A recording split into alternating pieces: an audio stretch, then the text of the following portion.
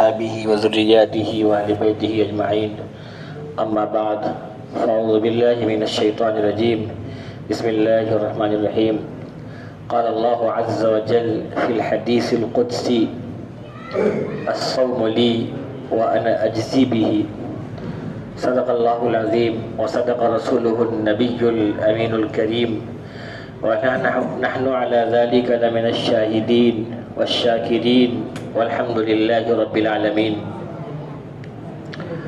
عزیزان ملت اسلامیہ، یہ رمضان المبارک کا مہینہ چل رہا ہے اور آج جمعے کا دن ہے جیسا کہ آپ کو معلوم ہے، اور خوش نصیبی کی بات یہ ہے کہ اس سال کے رمضان میں 5 جمعہ ہمیں اور آپ کو انشاءاللہ ملنے والا ہے۔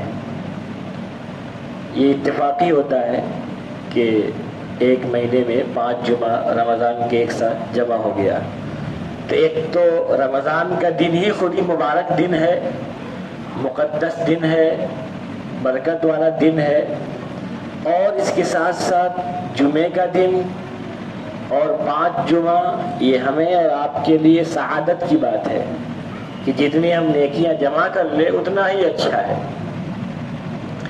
روزہ آپ جیسا کہ جانتے ہیں فرض ہے، اور اس کی فرضیت قرآن کریم سے ثابت ہے، اور تمام عبادتوں میں روزہ ایک ایسا عمل ہے جس کا بدلہ ڈائریکٹ اللہ تعالیٰ خود عطا فرماتا ہے۔ نماز، تلاوت قرآن اور جو ذکر و اذکار ہیں ان کی جو نیکیاں ہیں، جو ثواب ہیں، فرشتے وہ لکھ دیتے ہیں کہ اس کو اتنی نیکی ملی۔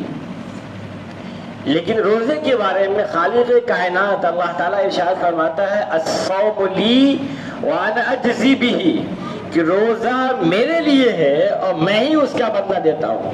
اور بعض لوگوں نے اس کو پڑھا ہے وانا اجزا بہ، کہ میں خود اس کا بدلہ ہوں۔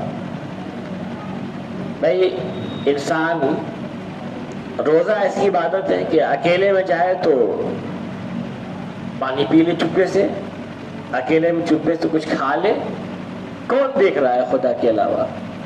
بھائی نماز تو پڑھا تو 10 لوگ دیکھ رہے ہیں نا، لیکن روزہ اکیلے موقع ملا کھا سکتا ہے، لیکن نہیں، دل میں یہ خیال ہے، یہ تصور ہے کہ میں جس رب کے لیے روزہ ہوں اس رب نے منع کر رکھا ہے، وہ ہمیں ہر وقت دیکھ رہا ہے، ہر آن ہر لمحہ خدا تعالیٰ ہمیں دیکھ رہا ہے۔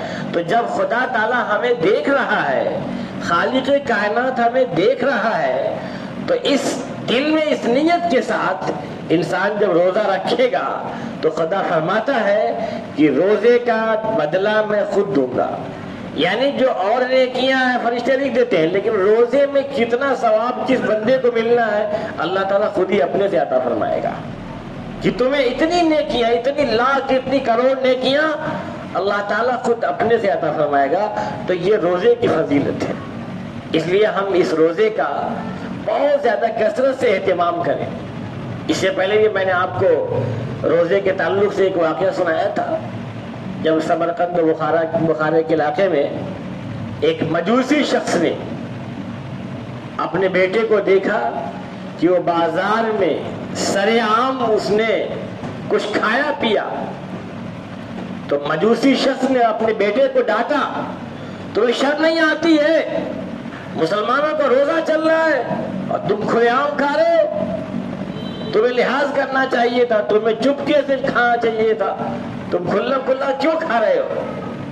تمہیں معلوم ہے کہ روزہ چل رہا ہے مسلمانوں کا، تو تمہیں اکیلے میں کھانا چاہیے تھا۔ اس نے ڈانٹا اپنے بیٹے کو۔ کچھ دنوں کے بعد اس کا انتقال ہو گیا۔ پھر کسی اللہ کے بندے نے اس کو خواب میں دیکھا، اس مجوسی کو، کہ وہ جنت میں ٹہل رہا ہے۔ تو اس نے پوچھا کہ تم تو ایمان والے نہیں تھے نا، تم تو مسلمان نہیں تھے، جنت میں تم کیسے ٹہل رہے ہو؟ اس نے کہا بات تو صحیح ہے کہ میں مسلمان نہیں تھا، ایمان والا نہیں تھا، لیکن ایک دن جب میرا بیٹا بازار میں کھلے عام کھایا پیا تو میں نے اپنے بیٹے کو جب ڈانٹا تو خدا تعالیٰ کو یہ ادا بہت پسند آئی اور اللہ تعالیٰ نے اس ادا سے خوش ہو کر کے مجھے مرنے سے پہلے اسلام کی توفیق عطا فرما دیا۔ تو جب رمضان کے احترام کا یہ حال ہے، جب ایک مجوسی رمضان کا احترام کرے تو اللہ ایمان کی توفیق عطا فرما دے، تو جب ایمان والا مسلمان جب روزے کا احترام کرے، جب روزے کا ادب کرے اور روزہ رکھے، روزے کا خیال کرے، تو جنت تو اس کے لیے کھلی ہوئی ہے۔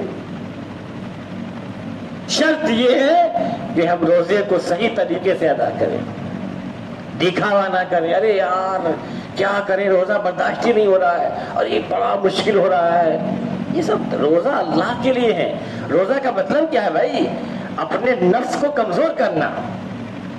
دیکھیے انسان کے ساتھ شیطان ہے اور شیطان کے ساتھ ساتھ انسان کا اپنا خود کا نفس بھی ہے، نفس امارہ جو انسانوں کو گناہوں پہ ورغلاتا ہے، شہوت کو بھڑکاتا ہے۔ اس نفس کو کمزور کرنا بھی تو ہے، تو اس نفس کو کمزور کرنے کے لیے روزہ تو ہے۔ جب انسان بھوکا رہے گا، جب انسان پیاسا رہے گا تو نفس کمزور پڑے گا، جو نفس کی شہوت ہے وہ کمزور پڑے گی، اور جب شدید بھوک لگے گی، جب شدید پیاس لگے گی تو پھر خدا کی یاد آئے گی، غریبوں اور محتاجوں کا درد سمجھ میں آئے گا، دوسروں کی پریشانیاں سمجھ میں آئے گی، اور تقوی کی زندگی پیدا ہوگی۔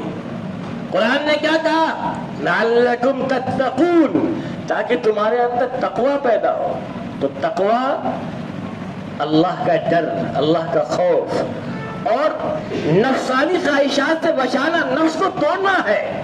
نفس تو انہیں چیزوں سے پھول جاتا ہے نا، جب نفس کو زیادہ کھلایا جائے تب بھی پھول جاتا ہے، جب نفس کو جب انسان کے سامنے اس کی تعریف کی جائے تو انسان پھول جاتا ہے۔ اسی لیے منع کیا گیا کہ کسی کے سامنے اس کی تعریف نہ کی جائے، اکیلے میں تعریف کی جائے، ورنہ وہ پھول جاتا ہے، اس کا نفس پھول جاتا ہے اور اس کو گھمنڈ میں اور کبر پیدا کرتا ہے۔ ارے تم تو بہت بڑے ہو، ارے بھائی وہ تو بہت بڑا فیاض ہے، وہ تو بہت بڑا سخی و داتا ہے، بڑا لوگوں کو دینے والا ہے، وہی تمام طرح کی باتیں کرتا ہے۔ ارے وہ تو بہت بڑے عالم ہے، بہت بڑے علامہ ہیں، تو جب سامنے تعریف ہوتی ہے تو ان کا بھی دل جو نفس ہے ان کا پھولتا ہے، پھر دل میں گھمنڈ پیدا ہوتا ہے، اخلاص نکل جاتا ہے۔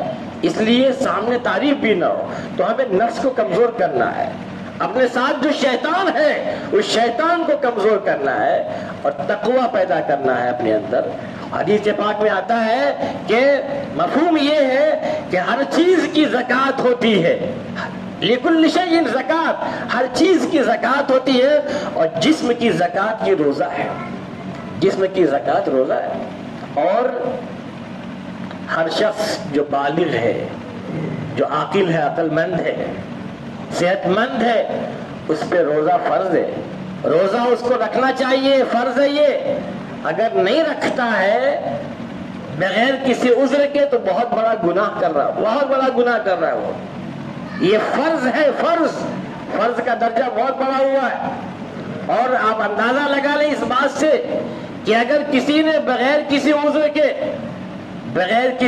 کے ایک روزہ اگر چھوڑ دیا، پھر اس روزے کے بدلے زندگی بھر روزہ اگر رکھتا ہے تو اس روزے کے برابر ثواب نہیں مل سکتا، جو نیکی جو ثواب ملنا چاہیے تھا وہ ثواب اسے نہیں مل سکتا۔ اس لیے ہمیں چاہیے کہ ہم اس روزے کی قدر کریں، ابھی جتنے دن بچے ہوئے ہیں اس میں بھی قدر کر لیں، اللہ معاف کرنے کو تیار ہے۔ اس لیے کثرت سے روزے میں عبادت کریں، اور اللہ نے جو مال عطا فرمایا ہے اس مال میں سے اللہ کے راستے میں خرچ کریں۔